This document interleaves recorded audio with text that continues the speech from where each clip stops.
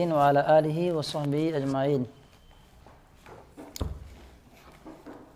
اس سے پہلے آپ نے پڑھا تھا کہ یہاں مقدمہ سے مراد کیا ہے؟ ما یتوقف علیہ الشروع فی العلم۔ مقدمہ کے چند معانی انہوں نے بیان کیے تھے، بنا بیان تو نہیں کیا انہوں نے، کہ میں نے آپ کو لکھایا تھا اور یہ بھی بتایا تھا کہ لفظ ہا ہونا یہاں بتا رہا ہے کہ مقدمہ کا یہاں یہ معنی ہے، مطلب اس کے علاوہ کہیں کسی اور معنی میں بھی مقدمہ استعمال ہوتا ہے، اس کی بات وغیرہ ہو چکی تھی۔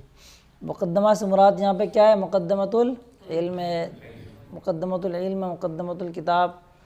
اب یہاں میں انہوں نے بتایا تھا وجہ توقف الشروع اما اعلیٰ تصور علم، اسی پر عطف ہے، وہ اما اعلیٰ بیان الحاجت الیہ۔ بعض لوگوں نے اس کو اما بھی پڑھا ہے تو اس کی الگ نوعیت ہو جائے گی، وہ اما اعلیٰ موضوعہ، صحیح ہے۔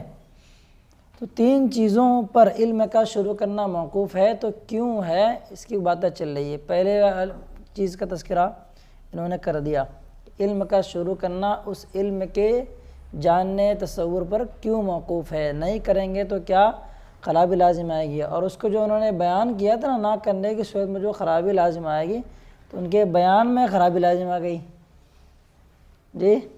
وہ کیا تھا؟ وہ ایک چیز نہ کریں گے تو کیا خرابی لازم آئے گی، یہ وہ بیان کر رہے تھے اور اس بیان میں خرابی لازم آ گئی، اسے تو ہوا ہاں۔ تو اس کو پھر انہوں نے بتایا تھا، وہ آپ کی کیا تمرین ہے ذہن کے لیے، مشق کرنے کے لیے کہ آپ کیسے سوچ سکتے ہیں ایک چیز کے بارے میں۔ تو اس کا خلاصہ کلام یہی ہے، اگر علم کا شروع کرنے والا اگر اس علم کا تصور نہ کرے کیا ہو جائے گا؟ مجہول مطلق کا طلب کرنے والا کا مطلب کرنا لازم آئے گا، یعنی ایسی چیز کو آپ طلب کریں گے جو من کل الوجوہ کیا ہے، وہ مجہول ہے، اور من کل الوجوہ مجہول چیز حاصل نہیں ہوتی ہے۔ اب یہاں مسئلہ کیا ہے؟ مسئلہ یہ کہ کتابوں کے شروع میں جو تعریف ہوتی ہے وہ تعریف رسمی ہوتی ہے، اس کے لانے نہ لانے کا فائدہ یا نقصان کیا اس کو بیان کرنا تھا۔ تو انہوں نے کیا کیا؟ علم کے مطلق تصور کرنے نہ کرنے پر کیا فائدہ ہوتا ہے، کیا نقصان ہوتا ہے، اس کو بیان کر دیا۔ تو ہمارے موقع میں سے تو ہے ہی نہیں۔ اگر لفظ تصور جو انہوں نے لیا تھا لولم یتصور، اس سے مراد کیا لے سکتے ہیں؟ دو کنڈیشن ہوتی ہے، ایک مقسم ہے، اس کی تحت اقسام آتے ہیں۔ آپ کی مراد اس سے کیا ہے؟ کلمہ ہے یا کلمہ کے خاص اقسام ہے؟ یہ تو بات ہوگی۔ اگر مقسم مراد لیتے ہیں تو یہ بات تو صحیح ہوتی ہے کہ جو بندہ اگر کسی بھی چیز کو کسی بھی چیز سے نہ جانے تو اس چیز کو وہ طلب نہیں کر سکتا۔ یہ مجہول مطلق، یعنی ایسی چیز کا طلب کرنا جو من کل الوجوہ کیا ہے، مجہول لازم آئے گا، یہ ایسا ہوتا نہیں۔ کیوں نہیں ہو؟ تو اس پہ دلیل نے دیا کہ امتناعی توجہ النفس نحو المجہول المطلق۔ ایک شک میں یہ بات ہو گئی تھی، یعنی وہ بات جو آپ دلیل دے رہے ہیں مجہول مطلق کا طلب کرنا لازم آئے گا، نہیں کریں گے تو ٹھیک ہے، لیکن یہاں ٹھیک نہیں ہے۔ اور اگر یہ مراد لیتے ہیں کہ تصور بے رسمی مراد ہے، جہاں آپ نے لفظ مطلق تصور کہا ہے، تو ایسی صورت میں اس کے بعد جو آپ دے رہے ہو نا دلیل لکان طالبا للمجہول المطلق، یہ درست نہیں ہے۔ کیوں کہ اگر کوئی تصور بے رسمی نہ کرے تو مجہول مطلق کا طلب کرنا لازم نہیں آتا ہے، بلکہ کیا ہے، مجہول مطلق کا طلب کرنا تو اس وقت لازم آئے گا جب اس علم کے بارے میں کسی وجہ سے کیا ہو جائے۔ ایسا کیوں ہے کہ اگر تصور بے رسمی نہ کرے تو مجہول مطلق کا طلب کرنا لازم نہیں آئے گا؟ اس لیے کہ ممکن ہے کہ بندہ ایک چیز کو جاننے کے چند طریقے ہیں، تو ایک خاص طریقے کو نہ لے کر کے کسی اور تو مان لیا جائے گا۔ آپ نے کہا کہ اس راستے سے جانا ہے، نہیں تو یہ خرابی لازم آئے گی، نہیں پہنچ پاؤ گے، ایسا تو نہیں، کچھ اور بھی طریقہ کار ہو سکتا ہے اس کے جانے کے۔ پھر یہ بتایا تھا کہ یہ جو چیز انہوں نے بیان کی ہے وہ بھی ٹھیک ہے، بیان کرنے میں تھوڑا سا کیا مکمل بات وہاں تک ذہن فوراً ہمارا پہنچتا نہیں ہے، تو اس کو میں نے کہا تھا تاکید معنوی ہے۔ سمجھ بات ہے تاکید معنوی کی کس انداز میں؟ چلو اس کی ریکارڈ ہوگی، اس کو دیکھ لینا، جو لوگ بعد میں آئے تو اس کے شاید مسائل نہ ہو جائے۔ دیکھیے آگے، وَإِمَّا عَلَىٰ بَيَانِ الْحَاجَةِ إِلَيْهِ، بیان الحاجت الیہ مطلب اس کا مطلب غرض و غایت، ٹھیک ہے، تعریف، موضوع اور غرض و غایت۔ دیکھو کیا کریں، ایک چیز اور بیٹا آپ لوگ لکھ لو تو بہت آسان کی چیز ہے۔ کبھی کبھی تعریف جو ہوتی ہے نا، تعریف کی کئی کنڈیشن ہوتی ہے، چلو اس کو لکھ لو بعد میں بھول نہ جاؤں میں۔ آپ نے خلاصۃ النحو میں پڑھا تھا غیر منصرف کی تعریف کیا، کس کو یاد ہے؟ غیر منصرف تنوین و کسرہ، آپ کو بعد میں پتہ لگا ہوگا یہ غیر منصرف کی تعریف نہیں ہے۔ ایسا تو نہیں کہ اس نے کہا ہو کہ غلط ہے، معنی صرف نہیں، معنی صرف تو کیا ہوگا پھر؟ تو کسی بھی چیز جو تعریف ہوتی ہے نا اس کی دو تین چیزیں ہوتی ہیں، اس کو لکھ لیا. ایک ہے تعریف بالحکم. تعریف بالحکم کا مطلب کیا ہوتا ہے میں اس کو سمجھا دے رہا ہوں, ٹھیک ہے, جامع معنی تعریف نہیں. ایک چیز کے لیے جو حکم آتا ہے اس چیز کو اس حکم سے متعارف کرا دینا. جیسا غیر مسلم کی تعریف کیا ہے, جس میں دو سبب ہو یا ایک سبب ہو جو دو سبب کے قائم مقام ہو, لیکن اس کا حکم کیا ہے تنوین کسرہ نہ ہے. آپ نے کیا پڑھا تھا اس کے اندر خلاصۃ النحو کے اندر, غیر مسلم جس میں کیا تنوین کسرہ, یہ تو پڑھا آپ نے نا. تو یہ تعریف بالحکم ہے. تو یہ بھی ایک چیز صحیح ہوتی ہے. آپ کو خلا یہ شرعت ہے آپ کو یاد نہیں ورنہ مورخ کا بیان پڑھیے گا. کبھی کبھار کیا ہوتی ہے تعریف کی کیا ہے عرضیات سے بھی ہوتی ہے, یعنی چند عرضیات کو جمع کیا آپ نے. میں بار بار بول رہا ہوں آپ کو پڑھیے آپ اس کو, کہ ان چیزوں میں بار بار میں بیان کروں گا پھر دماغ خراب ہوگا آپ لوگوں. جو اشارہ کریں ان کو آپ دیکھ لیا کریں, تو یہ آپ کے لیے ایک پلس پوائنٹ چیز ہوگی. پچھلی کتابیں میں آپ کی حسب ہوتی جائیں گی, اس کو جو پڑھ رہا ہے یہ بھی آپ کو اچھا لگے گا, ٹھیک ہے. تو وہاں ہوا کیا ہے تعریف بالحکم ہے. وہ کیوں یہ اس غیر مسلم کا حکم ابھی آتا ہے, یہ بھی غلط نہیں ہے, سمجھانے کلاس یہ بھی درست ہے. تعریف بالحکم ہو گیا, ٹھیک ہے. دوسرا لکھیے آپ تعریف بالغرض. تعریف بالغرض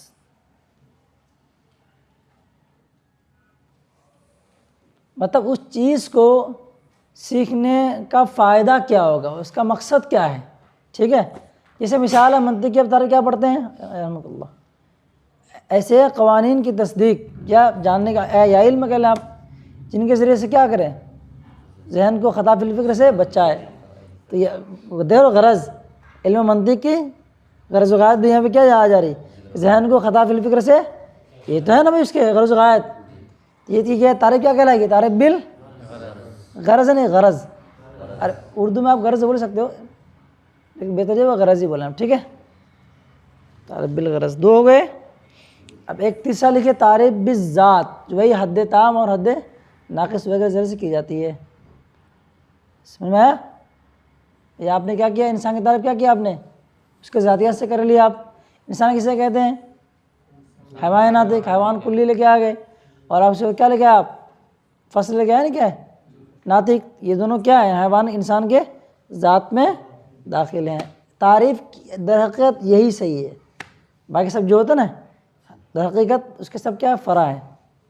حقیقی معنی میں تعریف کون ہے, تعریف ذاتی ہوتی ہے, ذاتیہ سے تعریف ہی دراصل ہوتی ہے وہ. چلو کتنے ہو گئے بھائی, ہو گئے ختم حکم. اچھا ایک ہے تعریف بالرسم, جو آپ تعریف نا تعریف برسمی برسمی جو بولتے نہیں بولتے خارجی چیزوں کے ذریعے سے تعریف بیان کریں. جیسے حیوان ذائق کہہ دیا آپ کسی کو, ہاں خاص کے ذریعے سے ہوگا جو تعریف بالرسم, ٹھیک ہے. یہ رسم تام رسم ناقص کی جو صورت حال ہوتی ہے نا اس کو آپ دیکھ لیجیے گا.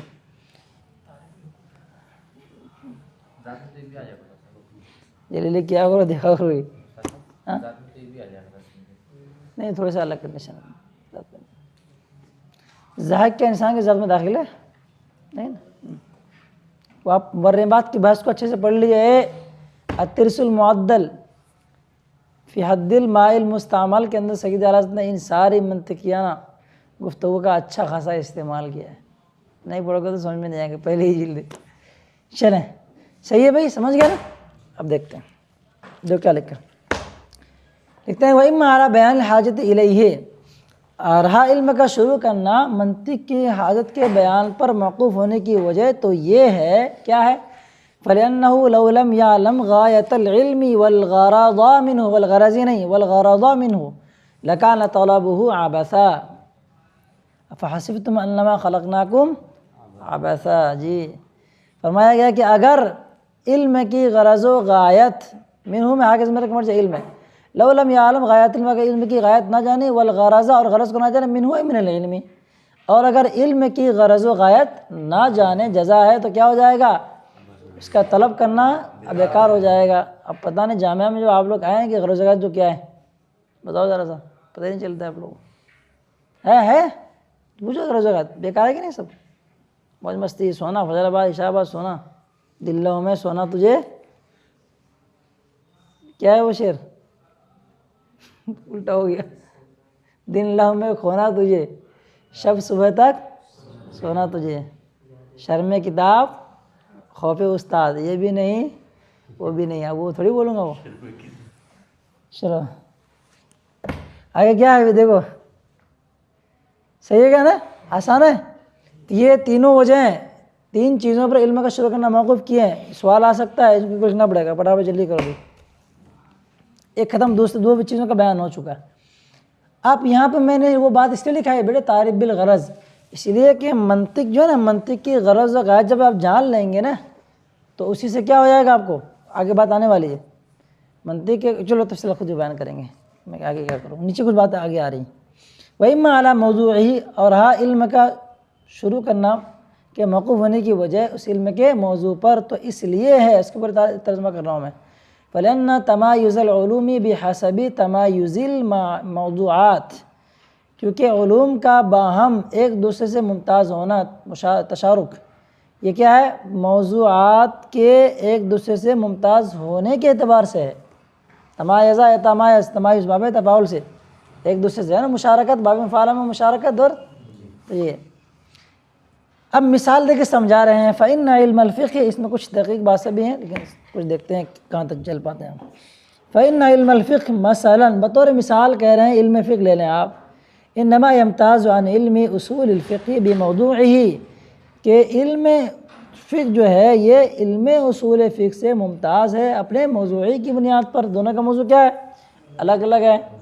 آگے اس کی تفصیل بیان کریں. لأن علم الفقہ یبحث فیہ عن افعال المکلفین من حیث انہا تحل او تحرم وتصح وتفسد، کیونکہ علم فقہ کے اندر مکلفین کے افعال سے بحث کی جاتی ہے اس اعتبار سے کہ وہ حلال ہے، حرام ہے، درست ہے یا فاسد ہے، یا درست نہیں ہے، یہ بات ہوتی ہے. اور علم اصول فقہ میں کیا ہوتی ہے، وعلم اصول الفقہ یبحث فیہ عن الادلۃ السمعیہ من حیث انہا تستنبط منہا الاحکام الشرعیۃ، اور علم اصول فقہ سے بحث ادلہ سمعیہ سے کی جاتی ہے. نیچے لکھا ہوگا کتاب، سنت، اجماع، قیاس. اس اعتبار سے جہت کو ضروری ہے کہ ان سے احکام شرعیہ کیا ہوتے ہیں، مستنبط ہوتے ہیں. اگر دونوں علوم ہمارے سامنے موجود ہے، فقہ اور اصول فقہ. کمال کی بات دیکھیے ذرا سا صاحب کتاب آ کے ماشاءاللہ، کیونکہ یہ بڑے پائے کے ولی ہیں نا. شروع میں لکھا تھا کہ نا، لا سیما، کیا لکھا ہے، فلما کان باتفاق اہل العقل و اطباق ذوی الفضل ان العلوم سیما الیقینیہ اعلی المطالب وابہل وناقب. دیکھ رہے ہیں، تو یہاں پہ یہ مثال میں وہ نہیں دے رہا منطق کی، منطق کا موضوع یہ ہے، فلاں کا موضوع یہ نہیں، ڈائریکٹ کس کو لے کے آ رہے ہیں، فقہ اور اصول فقہ، کیونکہ تمام علوم کے جامع کون ہے، ایک اشارہ ایک طریقے سے. اور اسی کو سمجھنے کے لیے یہ سارے چیزیں علوم عالیہ ہمارے لیے اعلیٰ کار ذریعہ ہیں ایک طریقے سے. اب لکھا ہے انہوں نے، چلے تو یہ اگر دونوں کے موضوع اگر الگ الگ نہ ہوں تو کیا خرابی لازم آئے گی، سمجھ میں نہیں آئے گا ہم کیا علم میں پڑھ رہے ہیں، کون سا پڑھ رہے ہیں، نہیں پڑھ رہے. ٹھیک ہے،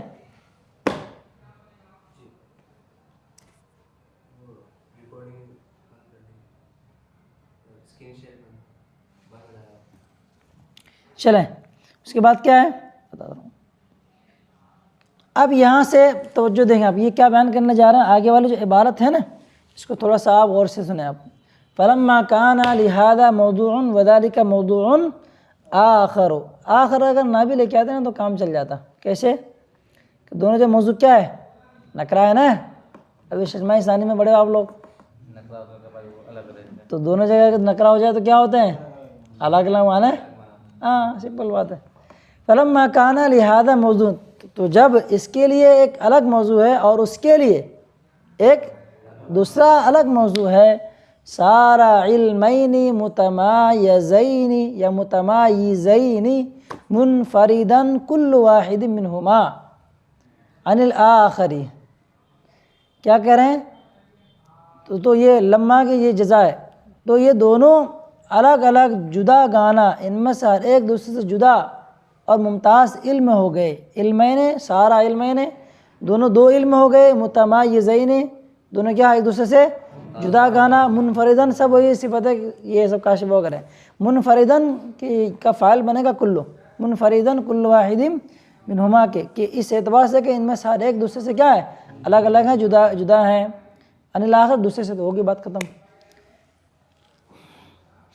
یہ صفت سبب میں جائے گا منفردن کل والا.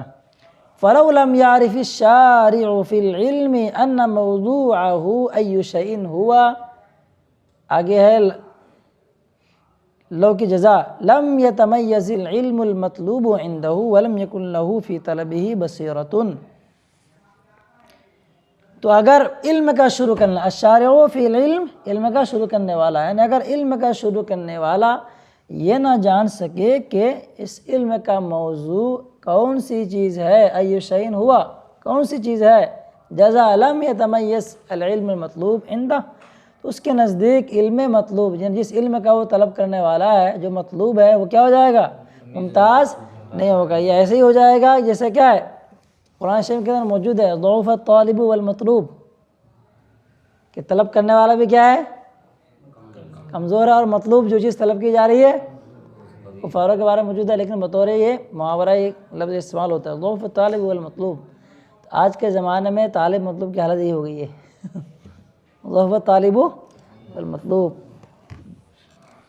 اس کو بناؤ آپ لوگ قویت طالب والمطلوب، ٹھیک ہے.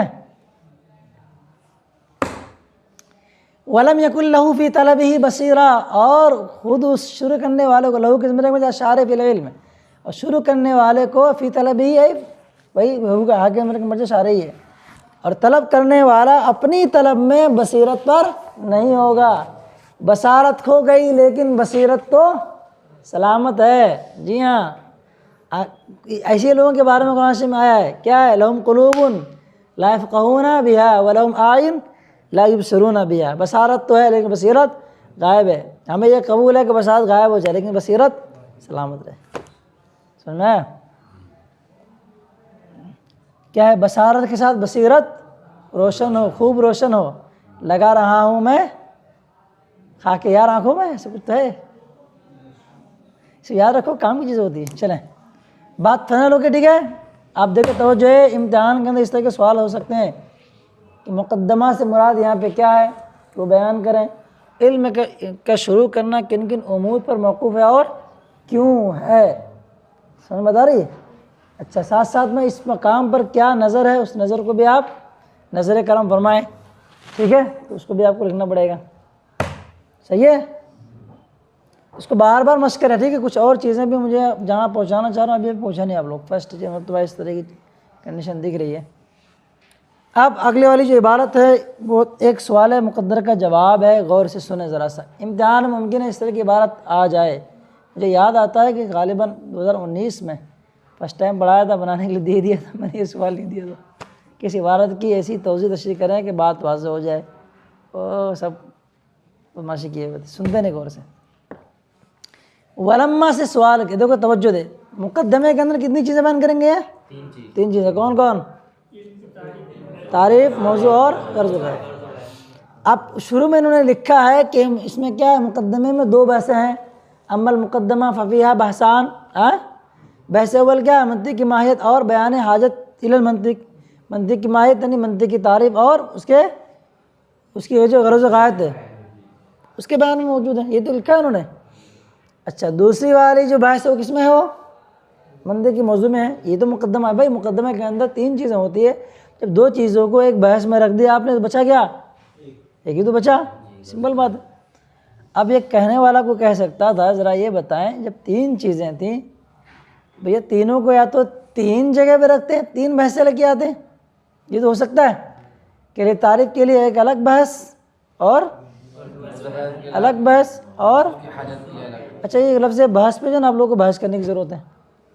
مجھے متعارفت ہے دیا ہوں نا آپ لوگوں کو، دیگر لوگوں تو پوچھا دے گا. اس میں بحث، مبحث اور مبحث، ٹھیک ہے. بحث، ابحاث، مبحث اور ان تمام چیزوں کے درمیان کچھ نہ کچھ فرق ہے، اس کو آپ دیکھ لیجیے گا، ٹھیک ہے. مبحث ہے یا مبحث ہے، ہوتا ہے نا، مقام ہے یا مقام ہے، کچھ نہ کچھ تو فرق تو ہونا ہی ہونا ہے، صرفی اعتبار سے، معنوی اعتبار سے، ٹھیک ہے. اس کو ہم تلاش کر لیجیے، ٹھیک. نہ ملے تو پھر بتانا. کچھ تلاش کر کے آپ یہ کہ حاصل کریں گے تو یہ آپ کے لیے کیا ہو جائے گا، علم میں. کتنی صورت ہے علم کی؟ تین، دو، کسبی وہ نہیں، دوسرا یہ ایک تو یہ ہے، ہاں عین الیقین، علم یقین تو ہے کہ استاد صاحب کہہ رہے تو مل ہی جائے گا، عین الیقین، اور بعد میں اس کے بعد جب آپ اس کو سمجھ جائیں گے پرکھ لیں گے تو کیا ہو جائے گا. میں یہ چاہ رہا ہوں کہ آپ کو ان درجوں سے گزاروں، پہلے درجے میں رکھو نا، اس لیے بار بار میں کہوں گا وہاں جاؤ، ٹھیک ہے؟ غصے میں مت آنا بھیا، میں ویسے کرواتا ہی نہیں. چلو ٹھیک ہو گیا. اب دیکھو کیا کہنا چاہ رہے. اب سوال کی کیا ہو گیا کہ بھائی دو کو ایک بحث میں آپ نے رکھ دی اور ایک کو الگ کنارہ کر دیا. کیوں بھائی؟ ان دونوں کے درمیان کچھ نہ کچھ کیا ہے، مناسبت ہے. تو تینوں کو ایک بحث میں رکھتے ہیں یا تینوں کے لیے الگ الگ ایک بحث لے کے آتے ہیں. ایسا کیوں کیا آپ نے؟ ایک طرح سے اس عبارت میں دو سوال ہے کہ ان دو کو ایک بحث ہم نے کیوں رکھا، اس کا بھی جواب دیں گے. دیکھو کیا ہے. اس کے بعد دوسرا سوال کیا میں آپ کو بیان کرتا ہوں آگے. وَلَمَّا كَانَ بَيَانُ الْحَاجَةِ إِلَى الْمَنطِقِ يَنْسَاقُ إِنْسَاقَ يَنْسَاقُ، ساقہ یسوق سے ہوتا ہے، ٹھیک ہے؟ تو باب انفعال تو لازمی ہوتا ہے نا بھیا جی، تو یہاں پہ لازمی والا معنی کریں گے. جب حاجت الی المنطق کا بیان کیا ہوتا ہے، منطق کی تعریف برسمی کی طرف پلٹتا ہے یا جاتا ہے، ٹھیک ہے؟ لے جاتا ہے، میں ترجمہ نہیں کر رہا ہوں، ٹھیک ہے؟ سمجھ رہا ہوں؟ توجہ دیجیے بھائی. معرفتی ہی بے رسمی مطلب وہی تعریف بے رسمی بار بار آپ پڑھ چکے ہو، ٹھیک ہے نا؟ منطق کی معرفت بے رسمی بار بار آپ گزر چکے. تو جب حاجت الی المنطق کا بیان، منطق کی ضرورت کا بیان، یہ منطق کی تعریف رسمی ہی کی طرف چلتا ہے یا جاتا ہے، ٹھیک ہے؟ او جزائے او ردہما فی بحث واحد، ان دونوں کو ایک بحث میں لے آئے یا رکھ دیا. کیوں؟ اس لیے کہ ایک دوسرے کی طرف کیا ہے، ہانکنے والا ہے، لے جانے والا ہے، ایک دوسرے کو کیا کہنے کی تعلق ہے، کنیکشن ہے.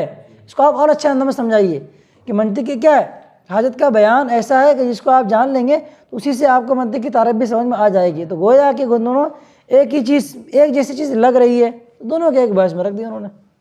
بات سمجھ آ رہی ہے نا؟ آگے دوسری بات. اب پھر یہ مسئلہ یہ آتا ہے کہ چلو ٹھیک ہے، جب منطق کے غرض و غایت کا بیان، توجہ دیے کہ منطق کے غرض و غایت کا بیان یہ منطق کی تعریف کی طرف لے جانا والا، ٹھیک ہے؟ یہ تو ہوا.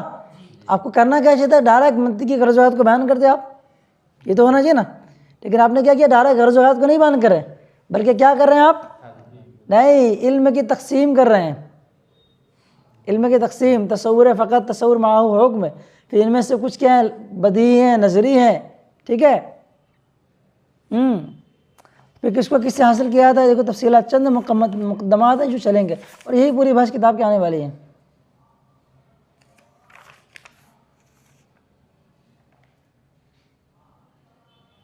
دیکھیے لکھا ہے صفحہ نمبر میرے کتاب کی اعتبار سے 32 ہے.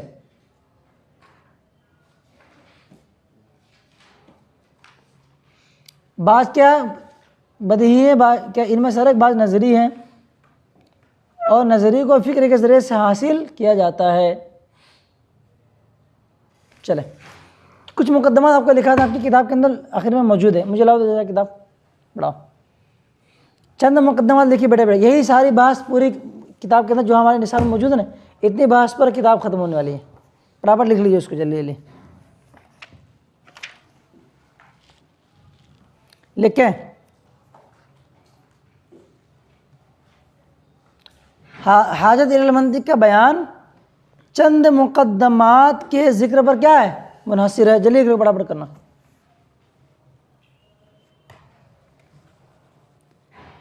یہ آپ کے مکتبہ مدینہ والی کتاب کے اعتبار سے صفحہ نمبر 47 پہ ہے، حاشیہ نمبر 1 کا بیان لکھا ہے.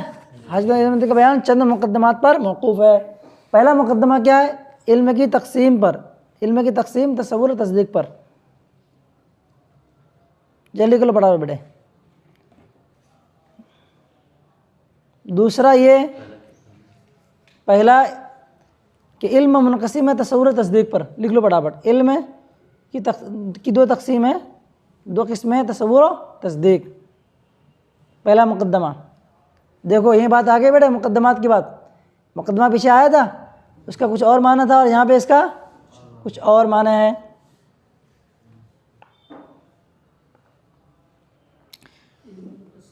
دوسرا لکھیں آپ، تصور تصدیق میں سے ہر ایک نہ تو ضروری ہے اور نہ ہی ہر ایک نظری ہے. ضروری معنی بدیہی.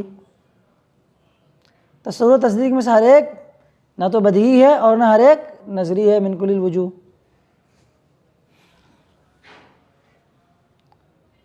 تیسرا مقدمہ لکھیں، ان میں سے بعض بدیہی ہیں اور بعض نظری ہیں،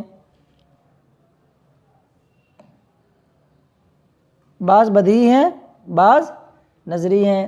چوتھا مقدمہ لکھیں، نظریات کو ضروریات سے نہیں بدیہیات سے حاصل کیا جاتا ہے۔ نظریات تکتسب من الضروریات، نظریات کو بدیہیات سے حاصل کیا جاتا ہے۔ چوتھا مقدمہ۔ پانچواں لکھیں کہ نظریات میں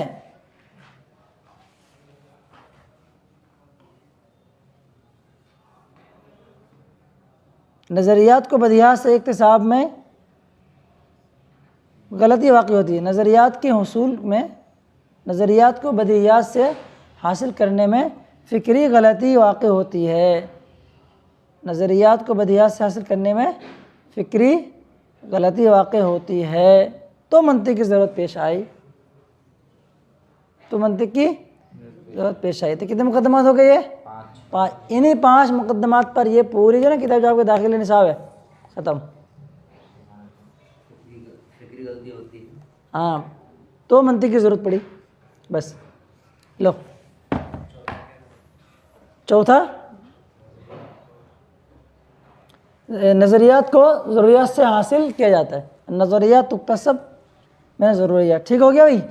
اب دیکھو بیٹا فٹافٹ ایک لائن پہ، ضروریات بدیہیات دونوں کے معنی میں۔ اب یہاں وہی کہہ رہے ہیں وہ صدر البحثہ، تو ان کو کیا چاہیے تھا کہ بھیا آپ نے کہا کہ حاجت الی المنطق کا بیان منطق کی تعریف کی طرف ہانکتا لے جاتا ہے، تو پہلے آپ کو کیا چاہیے تھا؟ ڈائریکٹ اس کی غرض وغیرت کو آپ بیان کرتے، لیکن اب کچھ اور ہی بیان کرنا شروع کر دیا آپ نے۔ اس کی وجہ کیا ہے؟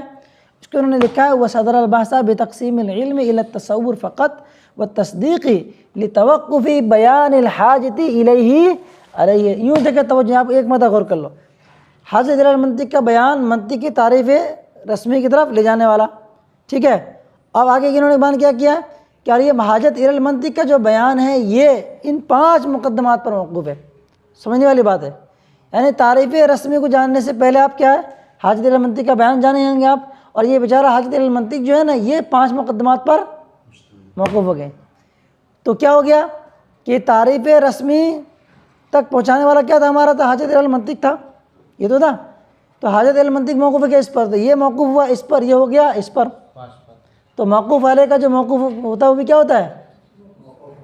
بھائی میرے لیے ضروری ہے کہ میں اس کو سمجھوں، اس کو سمجھنے کے لیے ایک اور کتاب کی کیا سمجھنے کی ضرورت ہے؟ میرے لیے کیا لازم ہو جائے گا کہ آپ دونوں کو سمجھو بھائی، پہلے جو بھی آگے پیچھے کچھ نہ کچھ کرنا ہی پڑے گا آپ کو، ٹھیک ہے؟ بات سمجھ آ رہی ہے؟ تو حاجت الی المنطق یعنی منطق کی ضرورت کا بیان، یہ منطق کی تعریف کی طرف لے جاتا ضرور ہے، تو ہونا چاہیے تھا کہ ڈائریکٹ آپ اسی حاجت الی المنطق کا بیان شروع کریں، لیکن حاجت الی المنطق کا بیان کو پھر جاننے کے لیے 5 مقدمات چاہیے ہم کو۔ ہم اس 5 مقدمات کو پڑھیں گے تو منطق کی تعریف کا بیان بھی ہمیں سمجھ میں آ جائے گا۔ سوال سمجھ میں بات آ رہی ہے جی؟ اگر آپ کو کوئی پوچھے کہ بھائی جب حاجت الی المنطق کا بیان منطق کی تعریف کی طرف لے جاتا ہے تو ڈائریکٹ اس کو آپ نے کیوں نہیں بیان کیا؟ جواب کیا آئے گا کہ حاجت الی المنطق کے بیان کو جاننے سے پہلے چند مقدمات ضروری ہیں، ان کو جانیں گے تو یہ چیز جانیں گے، یہ جانیں گے تو وہ چیز آپ کو حاصل ہو جائے گی۔ اسی کو انہوں نے لکھا ہے لتوقف بیان الحاجت الیہ علیہ، کیونکہ حاجت الی المنطق کا بیان یہ اس پر کیا ہے؟ موقوف ہے۔ یہ علیہ محاکظ میں مرجع تقسیم العلم الی تصور و تصدیق ہے، لیکن اس کے ساتھ ساتھ میرے کتنے مقدمات اور آ جائیں گے؟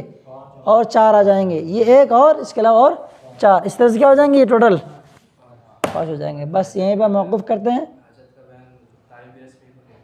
نہیں نیچے لکھا ہوگا علی تقسیم العلم الی التصور و تصدیق، کیونکہ حاجت الی المنطق کا بیان یہ علم کی تقسیم، تصور و تصدیق پر، پھر آگے اور مقدمات اس کو ایڈ کرنے پڑیں گے، تصور و تصدیق، علم کی تقسیم ہے تصور و تصدیق، ان میں سے ہر ایک بدیہی نہیں، ہر ایک نظری نہیں۔ دوسرا مقدمہ، تیسرا مقدمہ کیا ہے؟ بعض بدیہی ہے بعض نظری ہیں۔ چوتھا مقدمہ کیا ہے؟ نظریات کو بدیہیات سے حاصل کیا جاتا ہے۔ 5واں کیا ہوگا؟ تو کیا ہوگی منطقی؟ تو کہاں سے گھما پھرا کر کے بعد میں بات ثابت ہو کر رہے، دماغی ایک مشق تمرین ہے۔ تو یہاں پہ علیہ ماخذ میں مرجع وہی ہو رہا ہے بے تقسیم العلم الی التصور فقط و تصدیقی، یہ ہو رہا ہے ضرور، لیکن اس کے ساتھ میں کیا اور بھی کچھ 4 مقدمات شامل ہیں اس میں، ٹھیک ہے۔ اب کل گفتگو آپ کریں گے العلم اما تصور فقط اور تصدیق، اس کو اچھے سے پڑھ کے آئیے گا۔ جو میں نے لکھایا ہے آپ کو علم حصولی حضوری کے بارے میں کچھ باتیں، وہ سارے کی ساری چیزیں آپ دیکھ کر کے آئیں گے، سمجھ کر کے آئیں گے، ٹھیک ہے۔ چلیے تو بات میں کرتے ہیں، صلی اللہ علیہ الحبیب صلی اللہ علیہ محمد۔